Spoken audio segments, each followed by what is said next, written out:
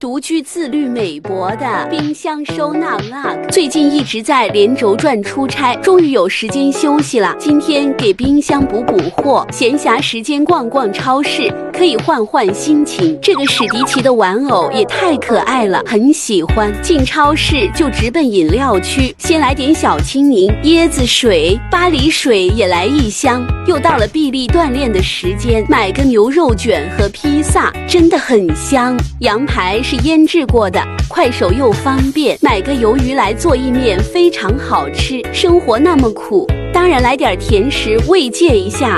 来一袋贝果也可以做 brunch， 差点忘了水果，西瓜整一个，圣女果、奇异果、牛油果，西柚来一袋，柠檬不能少。最后再给自己买束花吧。今日采购结束，准备开始收纳。